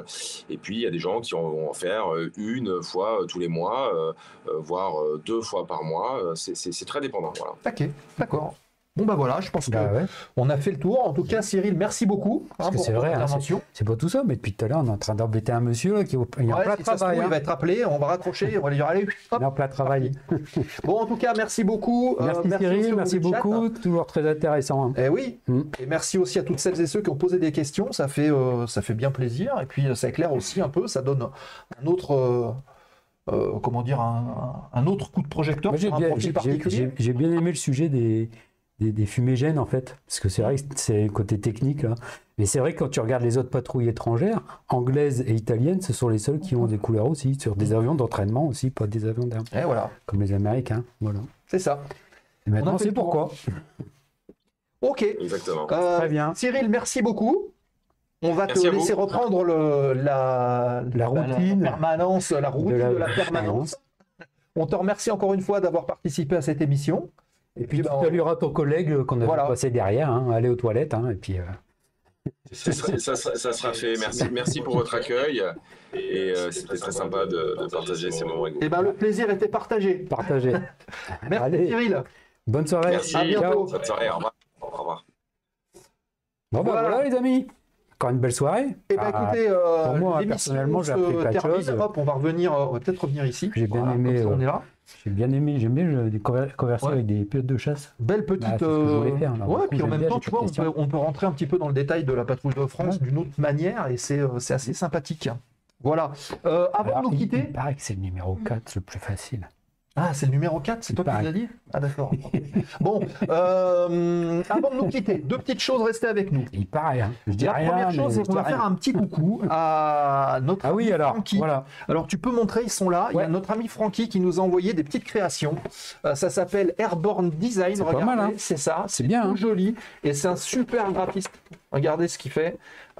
Il nous a dit allez les gars, ce que vous faites c'est bien. Je vous envoie 2 mugs. Et regardez, Nico, il a eu un. Voilà, donc moi j'ai eu super un poster. Voilà, donc si ces visuels vous Voilà. plaisent, allez y faire un tour. Notre ami Francky, airbornedesign.fr. Je vais prendre son adresse parce que j'aurais peut-être besoin d'un graphiste, moi, Travail. Ah ben voilà. d'un illustrateur. Il fait du chouette boulot. Donc n'hésitez pas à aller le voir. Et vous verrez que les visuels sont cool. Regardez le deuxième. Hop, tiens, on va le mettre là. Donc ça, c'est le tien. Ouais, ça c'est ce que j'ai choisi. The Flying Legend. Voilà. Il est joli celui-là aussi. Ouais, L4, pas mal. Hein. Voilà, avec Francky qui est signé ici. Voilà. Donc allez faire un petit tour, vous verrez, c'est cool. Et puis on le remercie de nous avoir envoyé tout ça, c'est super sympa. Merci mon cher Francky. Et les mugs, c'est sympa Ouais, aussi. les hein. mugs aussi, ouais. Et la deuxième chose, on va rester dans les contenants. Regardez, les copains, ici, alors je sais pas si on les voit bien, si un peu, c'est un peu surexposé, mais bon, voilà, il y a un truc avec le logo de la zone aéro. Ce sont les nouveaux gobelets, des gobelets duo. Les gobelets Cubo qui sont disponibles, vous avez vu passer le lien dans la boutique de la zone. Alors il y aura des choses pour s'habiller, logique, il y aura des t-shirts, je suppose, il y aura nos polos, il y aura pas mal de choses qui vont polo, arriver. il vient. Mais là voilà, on a lancé le truc et on commence avec les verres. Il y en a 2, vous pouvez les prendre par 2 et c'est moins de 10 €. Donc n'hésitez pas à le faire, déjà ça soutient la chaîne, déjà, et en plus de ça, vous pouvez frimer avec vos copains après. Et puis ça fait le bar de l'escadrille, le bar de la zone aéro. Voilà. Donc voilà, c'est ouvert, c'est sur la boutique de la zone, vous allez sur la zoneaéro.fr, dans la rubrique la boutique, et il y en a, je sais pas s'il y en aura pour tout le monde, il y en a un certain nombre. Après ça va dépendre de ce que vous voulez.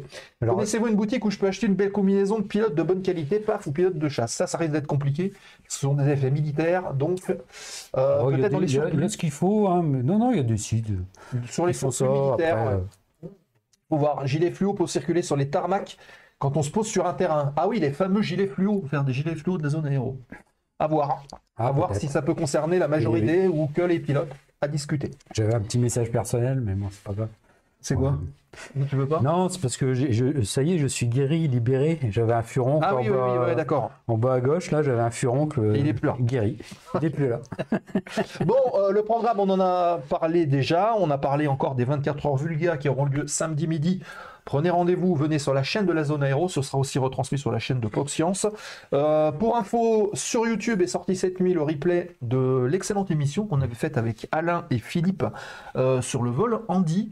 Avec, Ouais. Ah oui, avec la malvoyante là, qui voyait pas bien. Hein. Voilà, donc l'émission est sur Qui YouTube. voyait Si pas vous voulez du aller tout, voir le Ouais. replay, c'est en ligne.